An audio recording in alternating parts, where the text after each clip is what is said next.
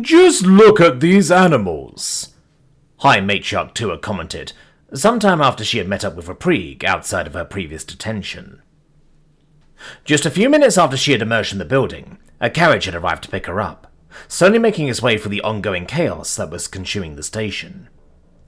Now, she leaned her body against one of its walls, allowing her massive head to gaze outside as they passed by the masses of rioting protesters, who somehow didn't seem to slow down much in their ongoing, heated uproar, almost as if something was continuously stoking the flames of their outrage. Reprigue sat slumped against the wall opposite of her, his hand comfortingly on the shoulder of the injured young man he had met by coincidence earlier. With things descending as they were, the High Matriarch had decided it would be quicker to simply take him along themselves, rather than wait for emergency services to get to him. Almost the moment he had gotten the chance to really wind down in a safe place, the young man had immediately passed out from exhaustion and his injuries. At first, Reprigue had been worried. However, the boy's vitals seemed steady and his breathing stable, so he decided to allow him to sleep the slumber of the just. Now, the Sippers then glanced up at his boss of many years, watching the disgusted look that settled heavily onto her face as she observed the unfolding chaos. "They are worried about the very disorder befalling the galaxy that we are also trying to prevent," he mumbled, trying his best to sympathize with the fearful people, even if his sympathy for them was admittedly rather limited. They were Councilman Kashalengas' followers and admirers, and as such, shouldn't they have been on the same side? The High Matriarch, however, released an almost venomous scoff that had so much power behind it that her trunk briefly whipped forth to expel the sound with prejudice. "They are throwing a toddler's temper tantrum over their fear of people who they are worried might one day lose their restraint in exactly the same way these imbeciles themselves are doing right now." She rebuffed Reprique's attempt at empathy, her ears flapping firmly against the side of her head, causing the sound of wet slapping as they hit her skin. "What they are worried about is nothing but their own inadequacy, projected onto those they find easier to blame for them." She then briefly moved her gaze away from the window, to look down at Reprigue instead. Although it was generally hard to tell with her many dark eyes, Reprigue knew instinctively that she was looking right at the stump of his leg. "In that way, they are far more like the people causing the disorder than they are like us," she said, giving the old injury one long good look before looking out the window once again. "They too can't live with their own shortcomings unless they decide that, secretly, the entire galaxy actually shares them deep down." Reprigue briefly reached down, rubbing a hand over his stump with a mild sigh. He bit down on his trunk a single time, before quickly pulling it out of his mouth again. Though she was being cryptic, he understood what she meant, especially since there was a hint of respect in her voice. In the past, that would have been something to make him proud. Very proud, even. However, right now, it only left him with a slightly hollow feeling. "What you're saying is, they are disposable," he surmised, deciding to not dig any deeper into her other implications for the time being, as he briefly glanced down at the sleeping, injured man with a worried expression. The High Matriarch scoffed again, though it wasn't nearly as violent this time. In fact, it almost sounded a little amused. "Disposable?" She repeated the word in a questioning manner, her trunk moving up to stroke along the side of one of her tusks. Then she shook her head slightly as her face darkened a bit. "More to be disposed of," she corrected, in a determined yet cold tone. "Consider it," she added, as she ever so briefly glanced down at the sleeping man as well. "They are willing to turn on people for nothing but the way that they were born. If even such vile motivations aren't too lowly for them to justify their actions with, there might not be any justification that they are unwilling to reach for. Today it is carnivores, tomorrow it may be those grown too large, and after that, anyone boasting any shade of red." Her gaze shifted to make direct contact with Reprique's, her dark eyes boring into his with intense gravity. "Such fickleness.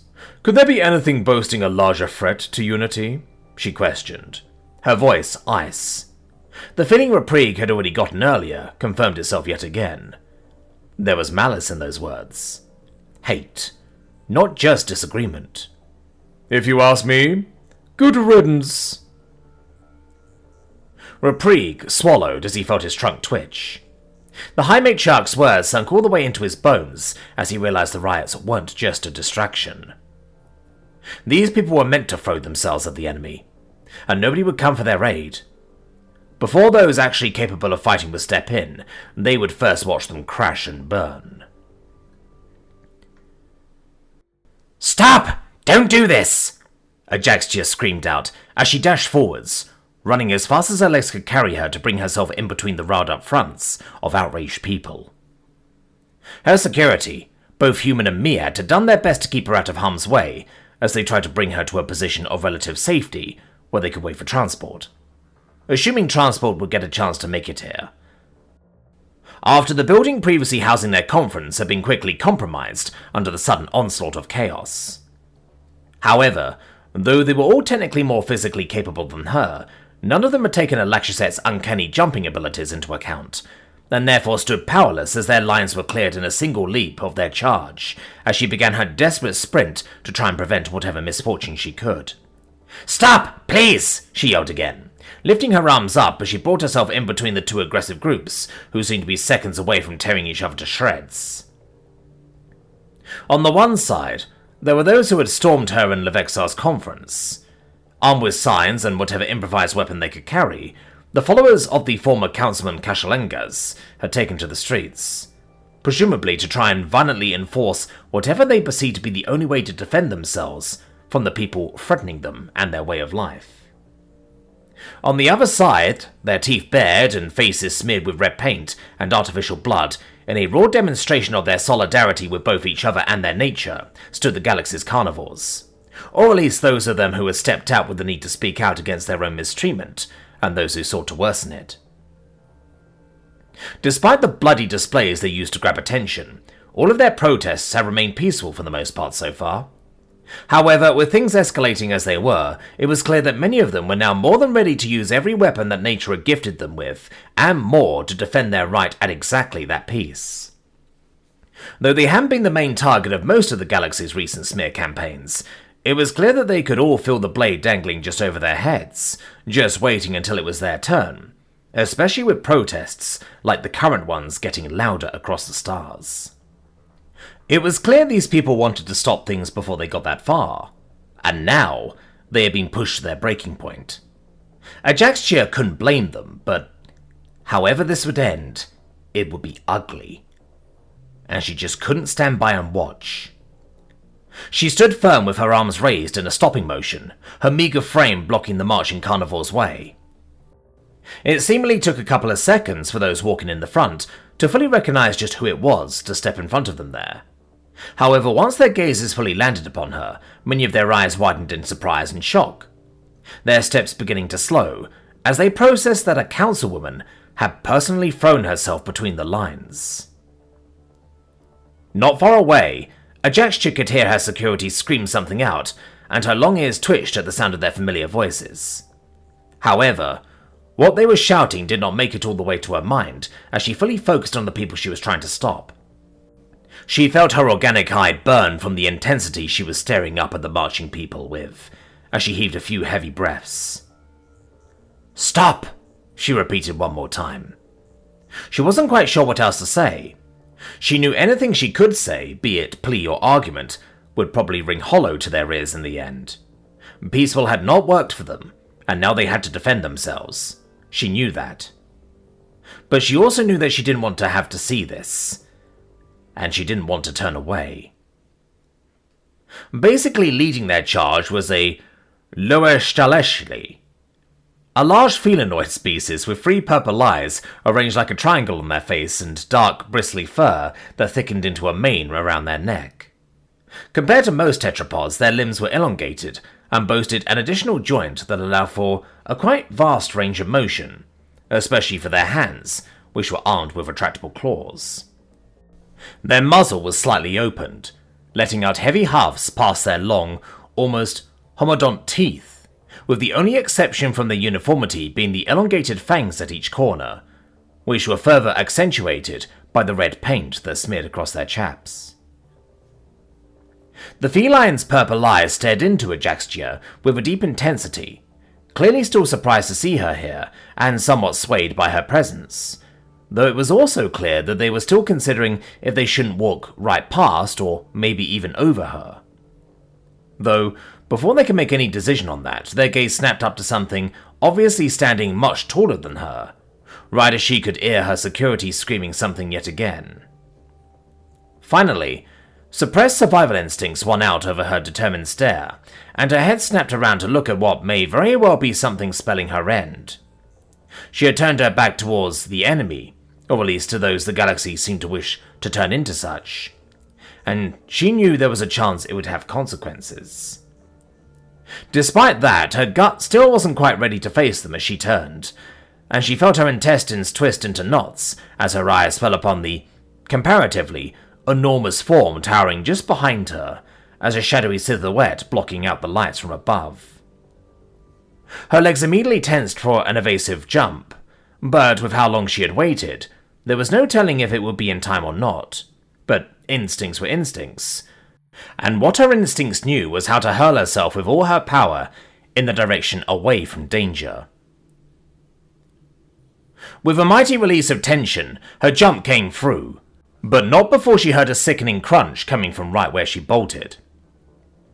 As her brain was in the "I'm going to die" panic state, she lost focus of the world around her, unsure if the sound had come from her or something else, while her body focused on actually landing on her feet despite the uncontrolled nature of her leap. Her gaze locked onto the ground, her neck rotating to keep her eyes affixed, no matter where her body turned. Only once she safely touched ground again did she regain the necessary control over her body to assess if she had been hit and glance around to see what happened. Luckily, nothing hurt when she touched down, so the crunching probably hadn't been one of her legs. Yet when she lifted her gaze and saw what had really happened, she wasn't sure just how happy about that she should actually be anymore. The person who had towered over her turned out to be a Dionysiante, a mid-sized theropod with 6 fingers in each hand and clad in both feathers and scales. Not exactly the galaxy's most fearsome fighters, given their light build and wiry frame. However, considering the size differences, an unexpected strike from one certainly was anything but harmless towards Ajaxia. Still, what she now saw had happened to them before they ever got the chance to throw said strike was far more grisly than anything the attack could have done to her, and the knots in Ajaxia's gut tightened even further as her eyes stuck to their crumpled body. The corpse lay there without any tension, his long limbs, neck and tail all twisted, bent and tangled at impossible angles. It almost looked like a puppet filled with hay, if it wasn't for the fractured bones pressing out into and stretching the skin wherever they weren't meant to bend. As her eyes remained glued to the blood-curdling sight, her ears stood up and widened, now taking in any sound as they immediately began to scan for whatever would have caused such damage, and if that whatever would be a threat. Nervous, aghast, and terrified cries and mumbles went through both crowds of people as they found themselves faced with the brutality. She heard shuddering gasps, dry heaving, and some very shocked murmurs as everybody slowly processed what happened. As ready as these people had been for violence just moments ago, they had apparently not been prepared to face it quite so suddenly. Ajaxia's ear twitched at the sound of footsteps, accompanied by the metal clinking of firearms and the sound of stretching leather, as gloved hands tightened around them. Her security had been watching, likely ready to intervene. However, it was not her security that ultimately broke the silence. That honor went to a far more unexpected source. "It's dangerous to discharge firearms like that within a station," a loud and mighty voice lectured the humans. It was familiar, definitely. However, for a moment, Ajaxia had trouble actually matching a face to the imposing sound. "I took the liberty to resolve the situation more cleanly." The mighty voice, in combination with her inability to think of who it belonged to, finally allowed Ajaxia to tear her eyes away from the gruesome sight of the corpse, to instead move them onto who more than likely was its killer. At first, her eyes searched for their face at the height of many of the other surrounding giants. However, she felt her fur stand up as if by an electric current, as her gaze had to climb higher and higher, before it finally found anything but thick muscle. Just a few paces away from her, or little more than a single pace in his case, now standing right on the spot she had leapt away from moments ago, was the Zodiatos's Nafmir Duralfren. However, it wasn't the one she and her allies were so intimately familiar with. This enormous bull stood even taller than Ajifinora's protector. His gaze was much colder, yet simultaneously sharp as a knife, and unlike his proud but defensive counterpart, he stood tall without any worries or doubt in anything about his demeanor. This was the favorite, the man the High Matriarch of their people had personally invited to become a contender for the esteemed position of their species' highest male. And he wasn't a friend. Quite possibly not to anyone. While her eyes lingered on the Colossus' massive head, that alone easily dwarfed her in size, Ajaxia could hear the soldiers come even closer. "Stand back!" she could hear their leader command, seemingly ignoring what the core warder had said as he tried to get the situation back under control. "Everyone!" Likely still shocked about everything that had happened, and in some cases, probably also about one of their own turning against them, the rioters and protesters silently complied, keeping themselves away from the deadly ends of the Deathworlder's weaponry. Nafmir Duralfren was the only one who didn't move. Not a moment later, a hand carefully but firmly seized Ajaxia's wrist and pulled her back, bringing her behind the protective line of their security that she had so brazenly leapt over just a minute ago. The pull didn't quite stop at bringing her to relative safety, though, as she soon found herself suddenly turned in place, as strong arms wrapped around her. "You idiot!" Levexar loudly chided her, though there was no bite to his voice at all. If anything, it sounded desperate. "Don't ever do that again!" Ajaxia was still a little bit stunned. However, slowly but surely her sense kicked back in, and she raised her arms to return Levexar's almost crushing hug. "You would have done the same," she replied, as her hands gripped into the exposed foe on his back. "I was just quicker." Levexar released something that was between a laugh and a scoff, and his grasp on her inadvertently tightened, forcing her to release a half breath. "Careful, that hurts," she pressed out, a hint of her meeker traits poking their head out at the tender scene. Hearing that, Levexar quickly let go of her and took a step back. "Sorry," he apologized quickly. "It's just, I'm glad you're okay." With a relieved exhale, he took another step back and soon turned his head, his attention pulled back towards the now ensuing face-off between the soldiers and the core welder. The Zodiatos bull didn't appear to be all that bothered by the deadly weaponry pointed his way, which ran consistent with the way he behaved back when they all first arrived on the station, and he stood before James much like he now stood before the man's conspecifics. "I am glad to see the councilwoman is all right," Nafmir Duralfren stated, as one end of his trunk ran along one of his 4 tusks. With the way he caressed it, Ajaxia couldn't help but get the dark feeling that that tusk was what he had used to end her would-be attacker's life. "Such an attack cannot be allowed to stand." She knew she probably shouldn't pity someone who very likely wished to end her, in the same way as much as she did. But something about the Colossus simply crushing someone so much smaller than himself didn't sit right with her, even if that someone was her enemy.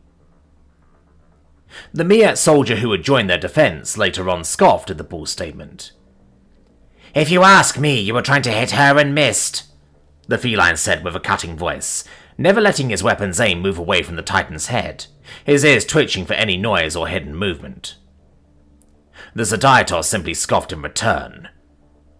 "I suppose you would think that," he returned, in a tone that made it clear it was meant to be an insult. "But the council members are the galaxy's highest authority. Attacking one is akin to attacking the galaxy itself. It is an attack on the order of things. And that I cannot abide, especially not after we already lost a good man to the zealotry of one of my rivals."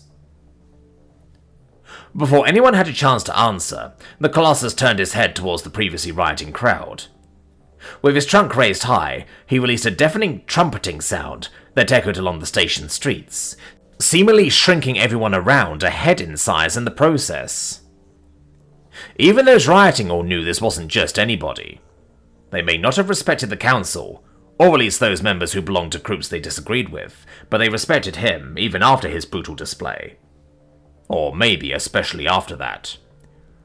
"Make way, all of you," he ordered, basically roaring the command while bringing one of his tree trunk-like feet down in a dull thunder. "Members of the Galactic Council are trying to pass."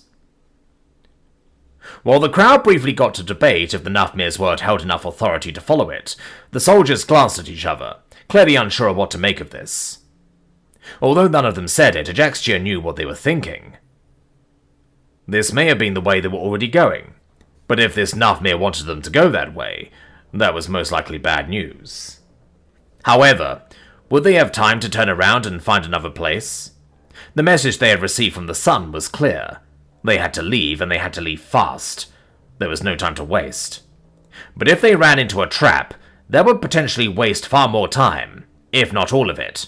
And, well, those people certainly weren't strangers to playing nice to get what they wanted. "We have got to go," one of the soldiers urged his leader, with a very serious tone. "Even if we have to shoot our way through, we at least need to reach a place where we can safely wait for transport." The human team lead briefly glanced over toward the Miat, who in turn gave a hesitant nod. Then he sighed. "Follow the elephant, but keep your eyes peeled and keep him at a distance," he ordered, as he lifted one hand to give the sign to move on.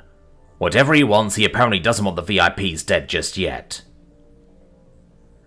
Ajaxia wasn't sure she was supposed to hear what he said, given the tone and volume he was using, but there was little chance for humans to sneak anything past her hearing that they themselves would still be able to perceive. "And try to get a status on transport," he added onto his order, while the soldiers flanking them gently began to encourage the Laxjet to move along as well. Ajaxia and Levexar now also exchanged a slightly unsure glance. However, they had not come this far to lay down and simply allow things to happen to them now. With a synchronous wag of their large tails, they firmed up their stance and began to walk.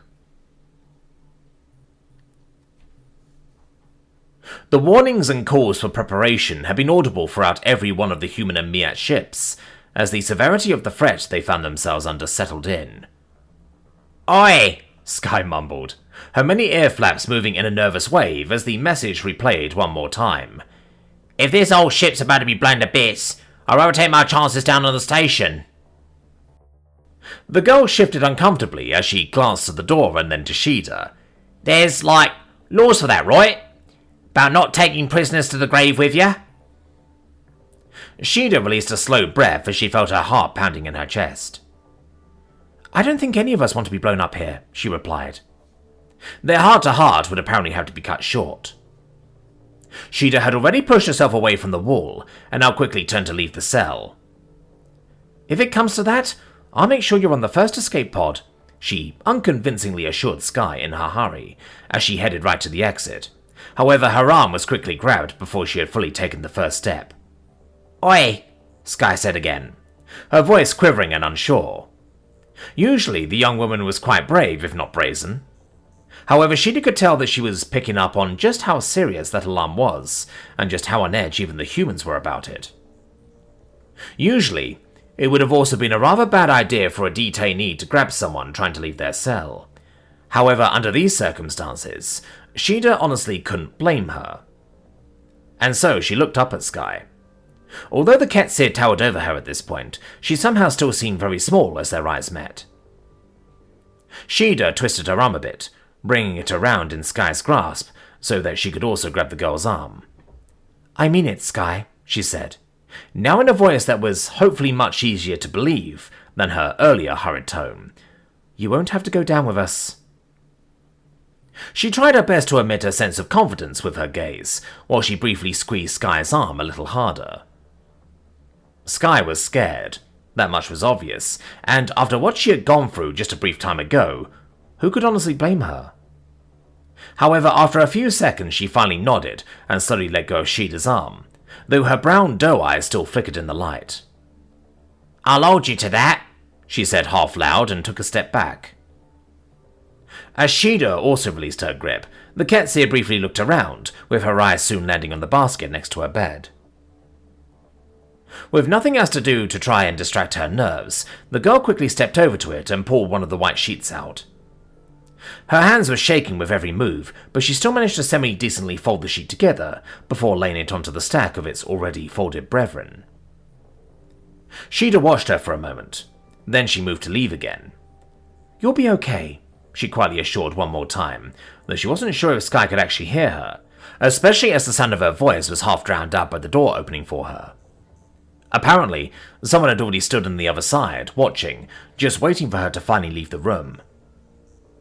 "Ma'am, you need to..." the soldier watching the door began to say, but Shida didn't stop in her steps to listen to him. "I'm on my way," she said shortly, and immediately carried on to leave the brig. "I'm suspended, not amnesiac." Although the soldier probably shouldn't have taken that from someone who was in fact suspended, he seemingly had no complaints in letting her go, while he moved to fulfill whatever duties he had now that the ship was changing into a high alert state. The halls of the ship were busy and full with people hurrying to their posts, and pilots dashing to the docks, preparing to put up whatever resistance they could against the overwhelming odds if they had to. Usually, that would have also been her path, but today, it led her in another direction. "James, you can hardly walk," was the first thing she heard after bursting back into the medbay. Finn was obviously doing his best to try and get James to calm down without actually touching him, clearly afraid to do more damage than he did good if he would actually become physical with his nephew. "And what am I supposed to do about that?" James huffed back. His voice was exhausted and his stance was about as unsteady as his current condition would make you expect. However, despite all those signs of weakness, it was more than clear he had no intention to back down. "Rest, James," Finn replied immediately, his tone urging James to listen. "I want you to rest." James let out a slow exhale, both to give voice to his displeasure and seemingly also to focus up. "I can't rest now," he replied, his voice as assured as it had ever been. "Not while everyone's still down there." "Not everyone," Finn tried to retort. However, it was clear that he didn't actually want to go down that route, especially as his head turned once he finally noticed that Shida had just walked in. James also made eye contact with Shida briefly, however he clearly couldn't stop what he was doing just to greet her. "Sophia is still down there," he said, with insistence in his voice as he stared his uncle down with determination. "Moore and Quiz are still down there. Admir and Athena are still down there. Everyone is still down there." Finn reached up to comb some of his heavily greying hair back, before leaving his hand on his forehead, holding it to seemingly fight an oncoming headache. "James," he sighed, obviously wondering how he would get through to his protective nephew. "Even if you go," someone else chimed in. Shida's eyes zipped over to a nearby chair where Nia had sat down. She watched the scene, her hands folded over her lap and a glum expression on her face. "Nobody's going to let you down onto that station, much less fly you down there. Or is your plan to try and pirate a shuttle?" James's eyes flashed with something dark for a moment as he glared over at his sister, though the brewing emotion disappeared as quickly as it had emerged once he actually laid eyes on her. "I'm a councilman," he said, his voice calming from a raise that had never come to be. "I can get someone to pick me up, and if I'm not going down there, what kind of leader am I? Who knows what's going to happen to the people who..." "And who knows what's going to happen to you, James?" Nia suddenly burst out, rising from her seat as she marched right up to her brother, her eyes wide with fearful anger. "Who knows what they're going to do to you? You can't defend yourself, you can barely even stand. The last time you lost an arm and then you disappeared for months. I'm tempted to say you'll be lucky if they only kill you this time, but I don't want to say that. I never want to have to say that." Tears started to flow down her face as she fell forward, her head landing on James's chest, while she raised her fist to weakly hammer it against his shoulder. "How dare you make me say something as horrible as that?" she cried, her voice a bit muffled as she pressed her face into him, though everyone could still clearly hear it breaking. "Since we were little children, you've tried to protect me. To protect people." Her hand ceased its hammering, and instead grabbed onto the gown over his chest, clenching the fabric in her hand as she looked up at James's face. "Now it's my turn," she said. Her voice still cracking and flooded with phlegm, but there was no doubt that she meant every word she said. "I'm not letting you go down there to kill yourself, James. Or worse. I've watched one too many times." Her face fell down again, leaving James to stare at the top of her head as her eyes sank. At that moment, his face was even paler than it had been during his coma. "Promise me," she sobbed, still holding on to him with an iron grip. "Promise me you are not going down there to die."